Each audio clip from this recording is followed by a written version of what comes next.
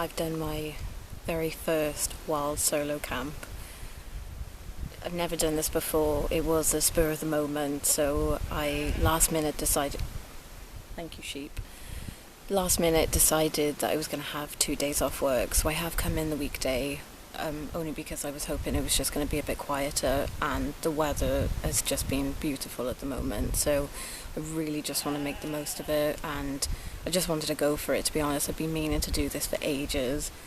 Apologies, my face is so red at the moment. I basically had to run from the car up the hill for half an hour to get here before the sun set. So it's about 20 to 10 now and the sun is just about to set. Well, it's sort of still in the distance, and it is getting dark. The moon, you probably might be able to see the moon behind me. So I have set up my tent now, and I did go cheap with the tent. I've only spent about £15 on it. That's only because we really need to save money at the moment, as we're currently in the middle of trying to buy a house. But I've managed to borrow a lot of the stuff off my partner, as he's quite experienced with wild camping, so he tends to bivvy rather than use a tent. So I have brought the bivvy with me just in case. I don't think I'm going to need it tonight, and to be honest, I've got quite a little cushy setup in the tent, so it does seem really comfy, and the weather is fine. I'm absolutely roasting. I don't even feel that hungry, to be honest. I brought a pot noodle with me just in case, and I've got the jet boil, which I also borrowed off my partner. But yeah, it is absolutely stunning here. I can see the reservoir in the distance, and it is so quiet, apart from the sheep in the background. I'm a bit annoyed with myself, really, as I had plenty of time to get ready, and I ended up faffing around as usual, trying to get everything packed. I have brought so much stuff with me, probably more than I really needed, so I really struggled walking up the hill. I could barely breathe walking up the hill with that backpack on my back. So I could probably get rid of a few things. I probably had far too many layers or mats with me, just in case, because I didn't know I don't know how cold it's going to be tonight. So I borrowed my partner's book, which was this one. So this is where I got my inspiration for coming to the Black Mountains today. So I did start off at Brecon car park. I was the only car in the car park, so hopefully it doesn't get broken into. I was a bit nervous that the wardens might be there, or I might get locked in, or someone might be here, I don't know. But it was recommended in the book, so fingers crossed, hopefully it all goes well, and my car will be fine when I pick it up tomorrow. I say cosy. It's a bit cramped at the moment, and looking a little bit of a mess. But it's only just me sleeping here, so I'll just sort stuff out before I go to bed. But I've got quite a few layers here, and to be fair, the floor is actually really soft, so I think I've chosen quite a good spot. So the time is 20 to 11, and I'm not really feeling particularly tired right now, but I'm just going to read my charity shop find book before I hit the bed. Although I would like to do a bit of night photography before I go to sleep. Although it's still really light outside. There's still light in the distance, and it's not, my photos aren't coming out as I like them to. Read this for a bit, and then take some more photos, and then probably go to bed. So it's 20 past 11 now, and I'm going to try and get some sleep. I'm still not feeling that tired. I think I'm just wired, and just, don't know. I'm just not tired. I really want to be up early in the morning to be gone before anyone starts walking around. So I do want to try and get some sleep. And it seems, well, I'm quite comfortable, to be honest. There's a slight slope, so I'm probably going to end up down the end of my tent by the morning. And it's not that cold, to be honest. So I've not bothered putting the bivvy on, because I don't think I'm going to need it tonight. But it's there just in case anyway. Okay, good night.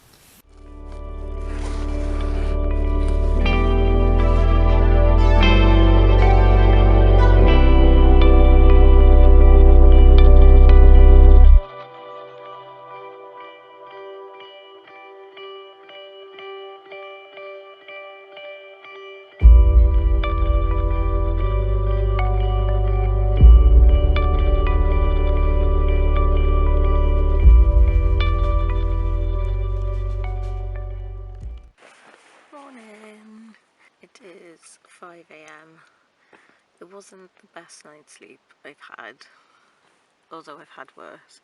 It didn't help that I kept slipping down the tent because I'm on a bit of a slope, but it was fine, it wasn't too bad. It didn't exactly get too cold in the night, which was good. I kept hearing footsteps and rustling next to me, although I think that was just the sheep munching on grass. And I know I dreamed, because I kept dreaming the cars were pulling up or people were walking by, but it was fine. And it was so quiet. Apart from the rustling, there was no wind, there was nothing. So it was lovely, and it was just really peaceful. And I think it was also really nice to shut off from social media for a bit, and just not being able to use my phone as there's no signal here. And it was just really nice, to be honest. I think I really needed it, and I wanted to know that I could. So I've never done this before, but I think I'd definitely do it again. I think it was a great place to do some wild camping on my own.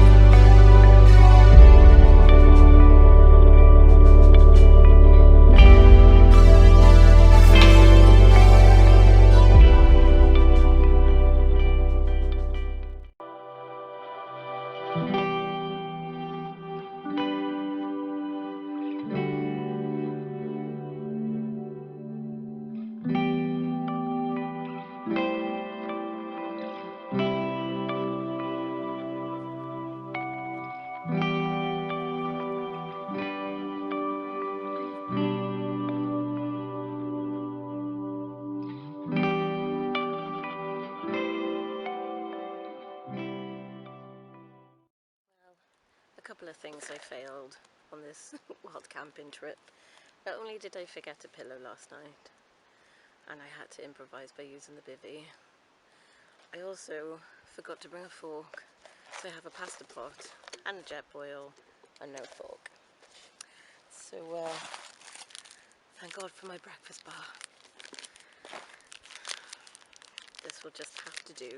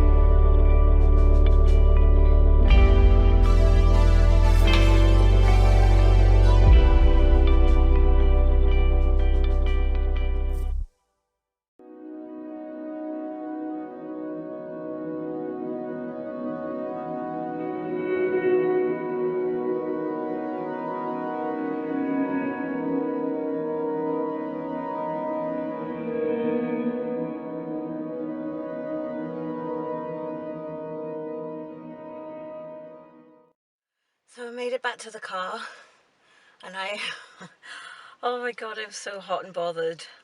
It was a beautiful morning though, and I still didn't see anyone, and I just had to take a dip in the stream as well, just to cool down. It was definitely worth it, and I'm so proud of myself for actually doing this on my own. I've never done it before, and I've been meaning to do it for ages. I definitely need to work out how to lighten the load.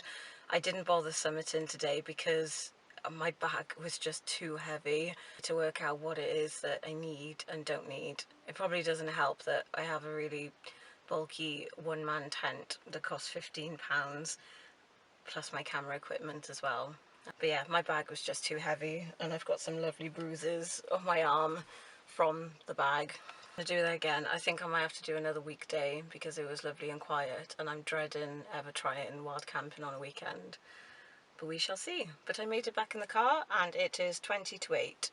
So there was a lot of faffing. I did end up going the wrong way. I was in my own world, and I just carried on straight when I should have turned off. So that wasted a little bit of time. But yeah, I'm back in safe, and I'm going to go home and have a decent breakfast rather than just a breakfast bar.